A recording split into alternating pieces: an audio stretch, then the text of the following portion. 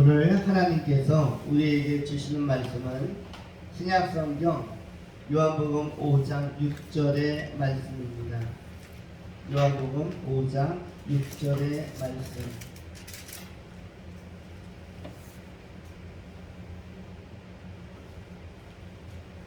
이제 한 절 말씀 받들어 봉독합니다. 예수께서 그 누운 것을 보시고 병이 벌써 오래된 줄 아시고 이르시되 네가 낫고자 하느냐. 아멘. 오늘은 네가 낫고자 하느냐 라는 제목의 말씀을 가지고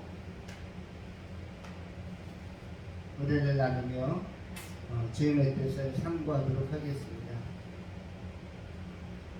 예수님은 인간이 잘 파악하지 못하는 본질 파악에 능하신 분이시며 우리 인간들이 주변부에 있는 것을 단단히 움켜쥐려고 또 그것을 움켜쥐지 못해서 안간힘을 쓸 때, 몸부림을 칠 때, 그리고 괴로워할 때 핵심과 본질을 제시하시면서 우리의 삶의 방향을 수정해 주십니다.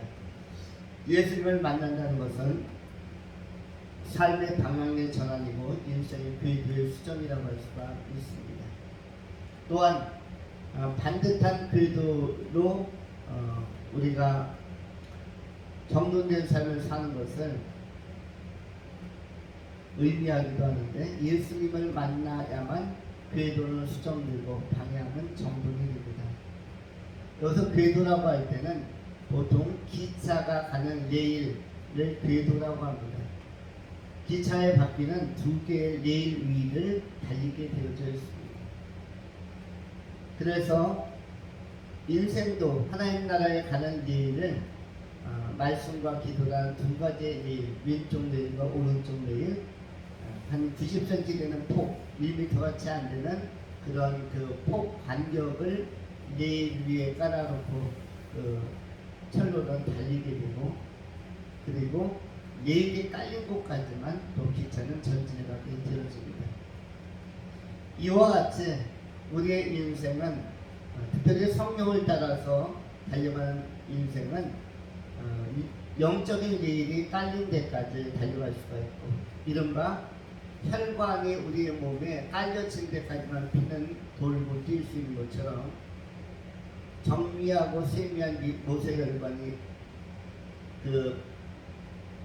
분포되어 있는 데까지 심장에서 박동하는 피는 머무를 수가 있듯이, 마찬가지로 영적인 지차도 마찬가지로 이 성령의 역사도 우리가 기도하고 말씀을 붙들고 주장하는 데까지 나타날 수가 있는 것입니다. 이 말씀과 기도라는 것은 영적인 예의에 있어서는 필수적인 것인데, 이것은 삶의 본질이고 핵심에 관한 것을 의미합니다.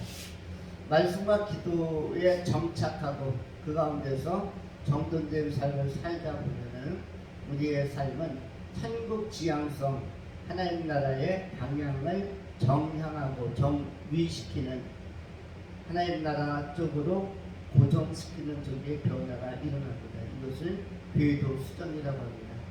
왜냐하면 대체적으로 사람들의 목표는 하나님 나라 지향성을 갖지 않고 세상 집착성을 더 확보하려고 하고, 세상 소유적 가치, 소유 지향성에 매몰되어져 있습니다.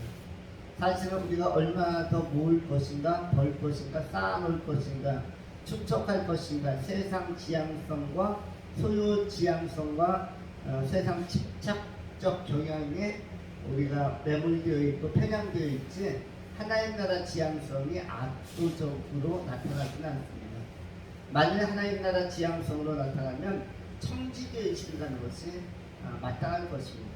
우리는 다 맡은 자요, 잠깐 맡고 있는 자일 뿐이다. 청지기의 의식으로서 살다 보면 억울할 거나 아쉬울 것이 없습니다. 잠깐 있다가 다 놓고 가는 것, 잠깐 맡겨진 것을 활용하다가 쿨하게 다 놓고 가는 그 인생, 이른바 공수대 공수거, 빈손으로 왔으므로 모태 적시로부터 벌거숭이로 핏덩어리로 왔으므로 주님께도 벌거숭이로 맨몸으로 빈손으로 간다. 라는 의식이 청지기 의식인데, 사실 우리는 사는 동안 실제로는 청지기적 삶과 결론을 가지고 빈손으로 감에도 불구하고 사는 동안은 청지기 의식을 잃어버립니다. 우리가 어떤 것을 맡았고 맡은 기간만 활용하다가 놓고 간다는 생각하지 않고, 우리는 마치 천국에도 가져갈 것처럼 굉장히 강한 집착과 강한 그 소유욕을 발동시켜서 내 것으로 만들려고 하는 그러한 사실 무모한 시도를 많이 하게 되어지죠. 그래서 내 것이 없을 때는 뭔가 불안정하고 불안감을 느끼고 또 허탈감을 느끼기도 합니다.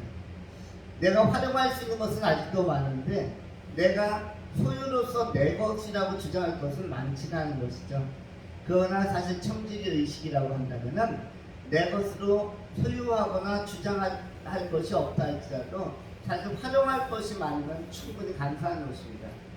예수님께서는 인자는 머리 둘 곳도 없다, 나는 누울 곳도 없다, 그야말로 편안한 집에서 이렇게 벽에를 펴고 하루하루 편안하게 두 발 뻗고 잘 수 있는 그런 집도 마땅치가 않다. 그래서 인자는 머리 둘 곳조차 없다. 이를 달리 표현하면 예수님에게는 소유가 지상적으로 없었다는 것을 의미하는 것이죠. 바울 같은 경우도 사도행전 맨 마지막 장 28장 이쪽으로 넘어가서 보면 어떤 것이 기록되어집니까? 바울이 몇 달 동안, 여러 달 동안 새 집에, 새 방에 머물렀다는 표현이 있습니다. 우리가 이 새 방을 갖다가 달방이라고도 하고요, 또는 어떤 월세 집이라고도 하는데, 그런데 바울이 바로 이렇게 그의 삶에 그 인생의 말년을 보내게 되어집니다. 사실 인생의 말년은 뭔가 모아놓고 쌓아놓은 것이 있어야 한다는 일반적인 사고에도 불구하고 이 바울은 오히려 사도행전 28장의 증언과 기록에 의하면은 오히려 이렇게 새 방에 있음에도 불구하고 하나님을 전하는 일에 전무하였고 집착하지 않았음을 잘 알려줍니다. 사도행전 28장 30절로 30절 성경이 이렇게 기록을 합니다. 바울이 온 이태를 자기 새 집에 머물면서 자기에게 오는 사람을 다 영접하고 하나님 나라를 전파하며 주 예수 그리스도에 관한 모든 것을 담대하게 가감없이 거침없이 가르치더라. 여기에 뭐가 나오냐면 30절에 온 이태 2년 가까운 시간을 자기 새 집에 머물렀다고 되어져 있습니다. 바울은 자기의 집이 없었습니다. 새 집에 몸을 누울 수 있는 것, 업무적으로 활용할 수 있는 곳이 있었을 뿐 자기가 소유한 것들이 없었습니다. 바울이 이룰 수 있었던 것은 무엇 때문일까요? 내 집 마련을 못해서가 아니라 하나님 나라에 대한 소망이 컸기 때문에 새 집으로 충분하다, 내지는 활용할 수 있는 활용 가치가 있는 집으로 충분하다. 이 활용 가치라는 측면이 대단히 중요한 것입니다. 우리의 지혜도 재능도 재산도 또 건강도 다 활용하는 것입니다. 우리의 몸조차도 또 집조차도 자동차도 다 뭐하는 것이죠? 활용하는 것입니다. 여러분이 대부분 운전을 다 하고 있습니다만, 차를 다 보유하고 있습니다만, 이 차는 언제까지 쓸까요? 활용할 수 있는 데까지 쓰는 것이지, 이것이 평생 동안 뭐 수십 년, 100여 년 다 지날 때까지 이 차 계속 가지고 있는 게 아닙니다.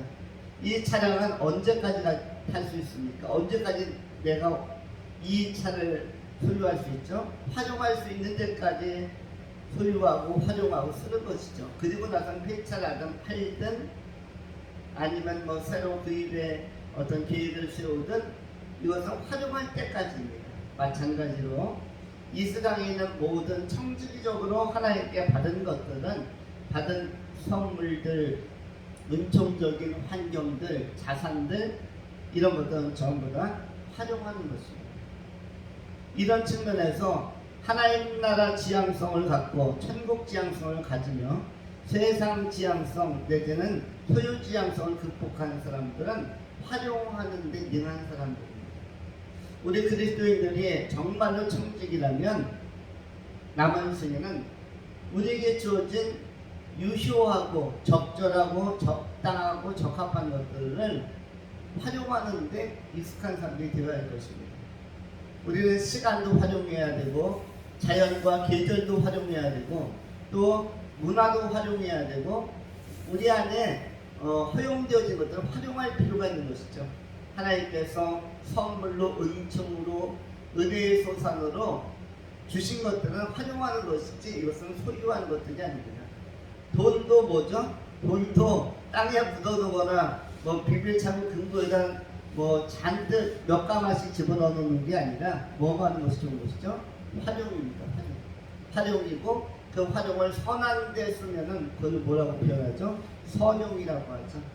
이런 것을 선용하는 것입니다. 재능도 마찬가지입니다. 우리의 건강과 힘도 마찬가지고요. 다 선용하는 것이고 잘 활용하는 것입니다.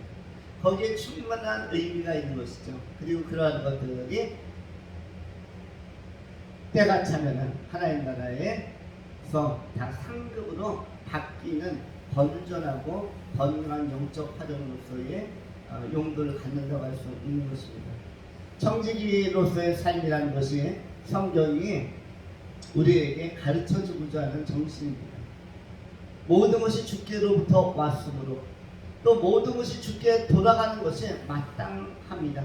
욥의 고백이 바로 이와 같습니다. 욥기 2장에서 욥은 굉장히 많았던 소유와 그리고 자녀들까지도 몽땅 강도 맞고 절도당하고 이래서 또 전부 다 소실되었습니다.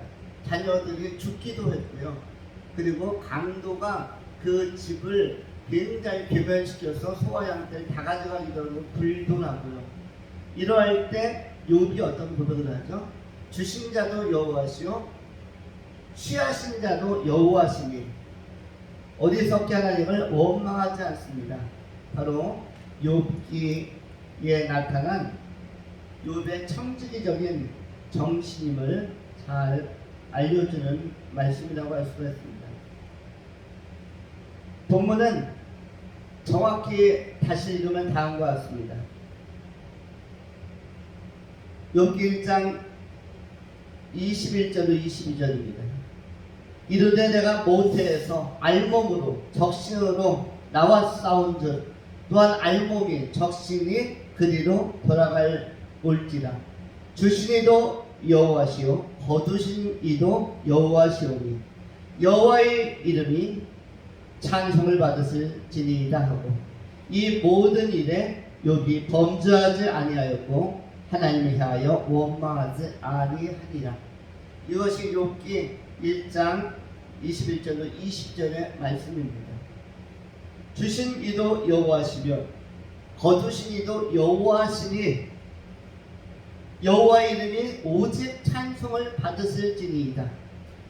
그리고 이 모든 일에 욥이 범죄하지 아니하고 하나님을 향하여 원망하지 아니하니라. 사실은 쉽지 아니한 고백이죠. 쉽게 나올 수 없는 고백입니다. 왜냐하면 욥이 그 당시에 동방의 부자로서 굉장히 많은 소유를 가진 것으로 알려져 있었는데 이것을 강도에게 몽땅 도적질을 당했고 또 이것을 빼앗겨 버렸습니다. 그리고 애지중지 키웠던 자녀들이 역시 강도에게 상해를 당해서 죽고 또 하인들도 끌려가고 이렇게 가정이 막 흐트러지고 지금까지 축적해왔던 그 애써왔던 수고가 무너지는 원점으로 돌아가는 이런 그 난감함을 맞이했을 때 욥의 자세는 주신 자도 여호와시오 취하신 자도 여호와시니이다. 어리석게 하나님을 원망하지 않고 도리어 하나님을 찬송했다. 왜냐하면 이 섭리를 주장하시고 이러한 것들을 구성하고 진행하고 또 보이지 않는 경륜 속에서 이끌어 가시는 신적 인도함과 신적 계획함과 신적 작정 안에서 다스리시는 분 그리고 세일을 도모하신 분이 하나님이시라는 사실을 욥이 너무나 잘 알았기 때문입니다. 우리는 청지의식을 가지고 인생의 과정에서 때로 내 뜻대로 되든 되지 아니하든 어리석게 하나님 앞에 원망하지 아니하고 오히려 찬송하고 감사하면서 섭리적 도약이 있을 것이다. 섭리적 미래가 열려질 것이다.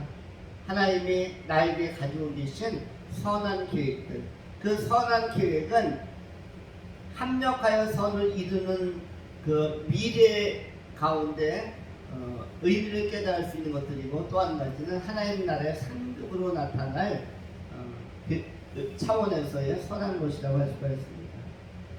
우리가 이와 같이 우리들도 생애를 살아가는 동안에 바로 이런 핵심적인 가치와 핵심적인 글도 안으로 진입할 필요가 있는 것입니다. 이렇게 핵심과 그리고 그 중요한 목적을 잃지 아니하려면 하나님 앞에 예배자적 감각, 욥도 하나님을 찬송했다라는 표현이 나오는데, 이것은 기도 생활과 말씀 생활이 굉장히 탄탄한 토대와 그 삶의 그 기반을 이루었기 때문에, 기절을 이루었기 때문에 욥이 흔들리지 아니하였던 것이죠. 이른바 마태복음 7장에 기록된 것처럼 반석 위에 지은 튼튼한 집, 믿음의 반석 위에 제대로 지은 예배자적 삶의 집, 그리고 말씀과 기도 지은 집이었기 때문에 이 당황스러운 상황 속에서도 오히려 찬송할 수 있는 극적인 승화의 모습을 보여줍니다. 사실 이 시간은 비통의 시간이요, 비탄의 시간이죠. 우리가 조금만 손해를 봐도 억울해하고 슬피 눈물을 흘리고, 그리고 자녀가 조금만 다쳐도 상처만 나도 그야말로 끔찍히 아끼면서 그 가슴앓이를 하고 또 오열을 하는데, 이것은 자녀가 다친 것도 아니고 강도에 맞아서 억울하게 죽었음에도 불구하고 찬송한다는 것은 일반적으로 보편적인 사람들에게 나타나지 않는 그런 승화된 차원의 고백과 반응이라고 할 수가 있습니다. 이것은 철저히 청지의식을 가질 때 가능한 것입니다. 우리가 부수적이고 비본질적인 것에 집착하면, 소유지향성과 세상적 그 요소들에게 집착하고 매몰되면 사실 이러한 반응, 청지기적 건전한 반응, 예배자적 찬송의 반응, 감사의 반응은 나오기가 어려울 것입니다. 기도와 말씀, 또 예배와 찬송의 기초가 탄탄했기 때문에 이 상황을 넘어서는 순화되고 그리고 승화된 그러한 성결하고 거룩한 찬송, 감사의 반응, 그리고 하나님 앞에에 대한 위임과 신뢰가 가능했던 것입니다. 남은 생에 우리도 말씀과 기도로 다시 한번 세상에 고착되었던, 세상에 너무 뿌리내렸던 우리의 삶의 그 자세들을 하나님께로 다시 고정하고, 주님 안에서 건전하고, 하나님 보시기에 참 건전하고 건강한 삶, 주님 보시기에 참 건전하고 건강한 마인드, 생각, 사고, 관점을 가지고, 그 시선을 가지고 주의 영광과 나라를 바라보며 하늘의 시민권을 가진 자로서 담대하게 또 당당하게 믿음으로 살아가는 그런 아름다운 믿음의 정들이 다 될 수 있기를 축원합니다. 두 번째로 오늘 본문의 말씀,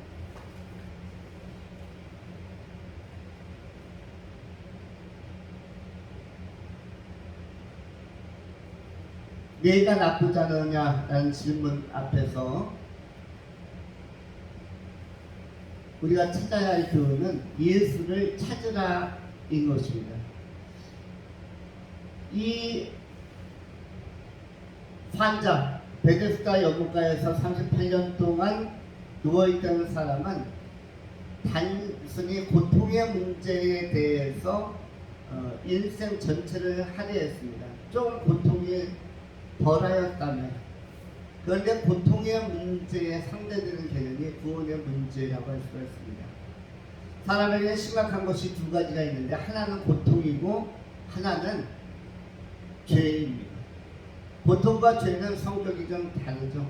고통은 심리적이고 신체적인, 심리적이고 육체적인 것이 고통으로 다가온다면, 예를 들어서 몸이 아프다든지 뼈가 부러졌다든지 또는 치아가 상해서 손상돼서 충치가 나서 염증으로 인해서 치통이 온다든지, 아니면 몸에 보이지 않는 염증들이 질병으로 나타나서 또 몸에 이상이 나타난다든지, 이렇게 몸에 고통이 올 때, 또 마음의 염려와 법면으로 마음이 기울 때가 있죠. 너무나 걱정과 근심이 몰려오면 심령 깊이로부터, 그 심령 깊이 탄식으로부터 편두통이 나타나기도 하고, 그야말로 밤잠을 이루지 못하는 불면의 시간을 갖기도 합니다. 또 정신 분열적인 요소도 나타날 수가 있고, 우울증이 나타날 수도 있고, 이러한 심령을 깊게 찌르는 고통, 절망, 이런 마음속으로 나타나는 또 고통이 올 수가 있습니다. 그런데 이러한 고통의 문제를 해결하려고 수많은 철학과 종교들이 접근을 합니다. 대표적으로 고통의 문제로 인간의 근원적인 그 해결점을 찾으려고 하는 것이 불교이죠. 불교의 핵심 사상은 무엇입니까? 인생은 고통의 바다이다. 고통의 산맥이고 고통의 골짜기이기 때문에 이 고통의 문제를 해결하는 것이 가장 중요한 과제이고 미션이다. 사는 것이 고통이고 죽는 것도 고통이며 일하는 것도 고통이고 모든 것을 고통의 문제로 보았습니다. 배고픔도 고통이고. 그런데 예수님께서는 고통의 문제로 접근하지 않았습니다. 인간의 본질의 문제를 고통의 문제로 접근하지 않았고, 성경은 고통은 넘어설 수 있는 것으로 보았습니다. 욥도 굉장히 많은 고통을 당하였습니다. 자녀들의 문제, 또 소유의 상실에 관한 문제뿐만 아니라 자기 몸에 고통이 심하게 왔죠. 몸에 그야말로 욕창이 나고 등이 갈라지고 진물이 생기고 몸이 이루 말할 수 없는 고통에 빠지게 되어집니다. 그리고 아내도 가정을 떠나고 이루 말할 수 없는 외로움과 고통, 자녀는 죽고 아내 떠나고 몸은 병이 들고, 이 상태는 견디기 어려운 고통이 왔죠. 그런데 욥기에서 고통의 문제를 크게 생각하지 않습니다. 오직 어떤 쪽에 초점을 맞추는가? 하나님과 욥의 관계성에 초점을 맞추게 되는 것을 보게 되었습니다. 성경 어디에도 고통의 문제를 크게 다루지는 않습니다. 고통이 있을 때 그걸 발판으로 삼아서 하나님께로 가까이 나오는 계기가 되기를 오히려 성경은 촉구하고 있는 것입니다. 고통 자체가 문제가 아니라 고통을 발판, 지렛대로 삼아서 하나님께로 도약할 수 있는가, 하나님께로 가까이 올 수 있는가, 예수를 만날 수 있는가, 고통을 통해서, 고통이라는 이 발판을 힘있게 딛고 그 계기를 통해서 죄의 문제를 용서해 주시는 예수께로, 구원자 예수께로 나오고 예수를 만날 수 있는가, 이 고통의 멍에를 벗어버리고 예수께로 나올 수 있는가를 성경은 가장 핵심적인 포인트로 보고 이 구원에 관한 문제를 진지하게 제시하는 것이 바로 성경의 내용이고 예수님께서 우리에게 알려주려고 하는 핵심입니다. 달리 표현하면 근원적으로 예수님을 통해서 하나님을 만나면 이 치유의 문제도 해결이 된다는 것입니다. 38년 동안 그 베데스다 연못가 옆에는 행각에 누워있을 것이 아니라 38년 동안 하나님을 기다리고 하나님의 아들 예수 메시아를 기다렸다면 그 기다림의 소망 안에서 이 환자가 가지고 있는 이 고통의 문제는 내일 극복되었을 것임을 알려주고 있는 것입니다. 우리도 마찬가지로 문제 자체를 너무 크게 생각하지 말고 문제를 잔잔하게 적시 해결해 가시는 하나님 그리스도를 바라보면서 주만 따라가는 것이 굉장히 중요한 것입니다. 우리가 어거스틴의 어머니 모니카 얘기를 했습니다만, 내 아들이 방황할까 타락할까 돌아올까 돌아오지 아니할까 이거에 민감한 게 아니라, 이거에 목을 매는 게 아니라 우리 하나님께 그 아들의 생애를 끝까지 주장하고 인도하고 이끌어 갔을 그 하나님을 신뢰하는 믿음을 가지고 모니카가 승부하고 기도했는데, 결국 아들이 하나님의 손길에 의하여 가장 이상적인 모습으로 신실한 변화된 그리고 회복된 아들로 돌아오는 결실을 보게 되는 것은 역사적으로 입증된 사건들을 잘 알고 있습니다. 우리가 고통이나 문제 때문에 기도하지만 그 문제 자체의 해결을 넘어서서 하나님의 더 크고 더 차원 높은, 그리고 더 우리 인간이 생각하지 못하는 영역까지도 종합해서 이끌어 주시는, 그래서 결론이 우리가 기도한 것보다 훨씬 좋은 상태로 나타날 수가 있는데, 이러한 것들을 바라볼 때 우리가 기도하는 것은 범사에 유익하고, 그리고 우리 주님께서는 우리가 구하는 것 이상으로, 우리가 바라는 것 이상으로 더 완벽하게 모든 문제를 해결해 주실 것입니다. 우리가 부수적인 것, 내가 정말로 어떤 문제로부터 헤어나고 어떤 질병으로부터 치유되고 낫는 것, 그것을 넘어서서 예수 그리스도와 동행하고 예수 그리스도를 영접하고 예수 그리스도 앞에 삶을 의뢰하고 맡기고 나아갈 때, 전폭적으로 맡긴다면 하나님은 전폭적으로 인도하실 것입니다.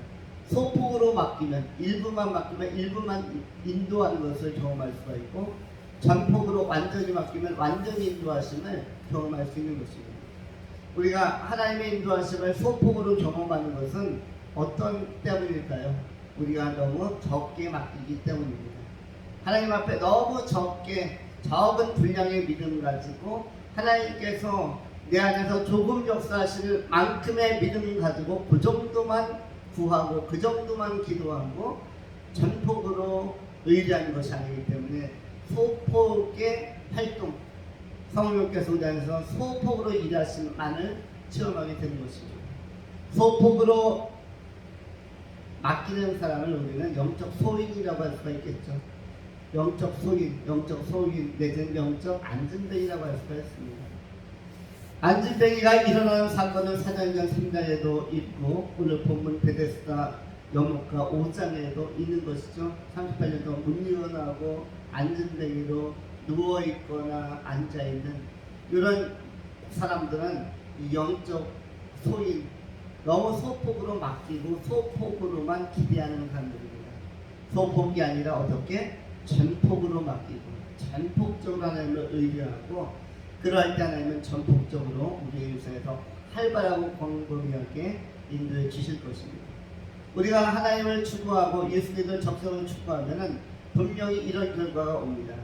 내가 잘 되든, 내가 사랑하는 사람들이 잘 되든, 내가 잘 되든 내 주변 사람들이 잘 되든, 내가 잘 되든 내 자녀들이 잘 되든, 내가 잘 되든 내 교회 사람들이 잘 되든, 내가 잘 되든 나와 관계 있는 사람들이 잘 되든, 내가 잘 되는 것 아니면 내가 사랑하는 사람들이 잘 되고, 내가 잘 되는 것이 아니면 내가 관심 갖는 사람들이 잘 되는 결과물로 나타날 수 있는 것입니다. 내가 잘 되는 것도 우리가 체감할 수 있는 아주 좋은 응답이지만, 선한 응답이지만, 내가 사랑하는 사람이 잘 되는 것도 큰 보람이 될 수 있는 것입니다. 내가 잘 되는 것도 참 좋은 일이지만, 내가 잘 되지 못한다 할지라도 내가 관심 갖는 사람들이 잘 되고, 내가 좋아하는 사람들이 잘 되고, 내 주변에 있는 사람들이 잘 되는 것도 바로 행복의 통로로서, 피스메이커로서 역할을 잘 감당하는 모습이라고 할 수가 있습니다. 내가 잘 되지 않는다 할지라도 내 아내가 잘 되고, 내가 잘 되지 않는다 할지라도 내 자녀들이 잘 되고, 내가 잘 되지 않는다 할지라도 내 교회의 교우들이 잘 되고 성도들이 잘 되고 이런 쪽으로 얼마든지 복은 또 다른 의미와 또 다른 차원에서 하나님께서 주시는 복은 천폭적으로 맡기는 자들에 대한 응답으로서 나타날 수가 있는 것입니다. 그런 맥락에서 우리는 전폭으로 맡기고 나갈 필요가 있는 것입니다. 지금까지 우리의 믿음은 작은 믿음이라 소폭으로만 맡겼습니다. 소폭으로만. 오직 내가 잘 되고 내 문제가 해결되는 것으로부터 벗어나지 못했습니다. 그러나 우리가 전폭적으로 맡겨서 내 문제가 해결되든 해결되지 않든 내가 잘 되든 잘 되지 않든 하나님께서 복을 주심으로 내가 사랑하는 사람이 잘 되는 것도 참 좋은 일이고 내가 관심받는 사람들이 잘 되는 것도 좋은 일이고 내 가족들이 잘 되는 것도 좋은 일이면 내 후대가 잘 되는 쪽으로 복이 나타나도 좋은 일이며 내가 섬기는 교회의 교우들이 잘 되고 성도들이 잘 되고 교회가 잘 되는 쪽으로 복이 와도 이것은 큰 가치가 있는 일이라는 것입니다. 이런 맥락에서 우리가 영적 핵심, 복음의 핵심을 붙들고 오직 예수 안에서 우리가 전폭적으로 전심으로 의뢰하고 신뢰하고 기도하면서 나간다면 하나님께서 그 영광을 나타나게 될 것입니다. 사도행전 1장에도 마가의 다락방에서 120명의 성도들이 모여서 예수님의 부활 이후에 전심으로 전폭으로 전혀 마음을 집중하여 온전할 전자이죠. 마음을 집중하여 기도에 힘썼을 때 오순절 성령의 역사가 나타나는 것을 증언하고 증거하고 있습니다. 우리가 전혀 전심으로 전폭으로 하나님께 맡기고 기도하면서 남은 생을 살아가는 순전한 믿음의 사람들, 그리하여 내가 잘 되든 내가 사랑하는 사람이 잘 되든 내가 잘 되든 내가 관심 갖는 사람들이 잘 되든 내가 잘 되든 내 주변 사람들이 잘 되든 내가 잘 되든 우리 교회의 성도들이 잘 되든 이러한 복이 내가 잘 되든 나의 다음 세대가 잘 되든 이런 아름다운 복들이 귀한 열매로 귀한 열정이 나타나는 것을 체험하면서 살아가는 또한 간증하면서 살아가는 귀한 성도님들이 다 될 수 있기를 축원합니다. 기도하겠습니다. 할렐루야. 자비하신 하나님 감사합니다. 평강의 하나님께서 우리를 사랑하셔서 우리로 진리의 말씀 안에서 핵심과 본질을 반듯하게 깨닫고 정로를 향하여 천국 거룩한 보좌에 하여 경주에 갈 수 있도록 인도하여 주시옵소서. 하나님을 소폭 의뢰하는 자가 아니라 욥처럼 다윗처럼 전폭으로 하나님을 의뢰하며 참여하며 찬송하며 달려가는 믿음의 종들이 다 되게 하여 주시옵소서. 기도와 말씀의 영적 레일 위에서 정말 전진해가는 기관차와 같이 우리가 이 영적 레일 위에서 성령의 인도함을 받아 힘있게 하나님과 동행하며 남은 생에 하나님의 영광을 위하여 거룩함으로 또 건전함으로 건강함으로 반듯하게 살아드리는 그런 귀한 청지기들이 다 되게 하여 주시옵소서. 금생에도 복이 있고 구원이 있으며 또한 내 생에 상급이 있는 영원히 하나님께 사랑받고 하나님의 사랑 속에서 귀한 열매를 맺어가는 의미 깊은 인생 여정을 살아낼 수 있도록 성령께서 함께하여 주시옵소서. 감사드리오며 우리 주 예수 그리스도 이름으로 축복하며 기도하옵나이다. 아멘.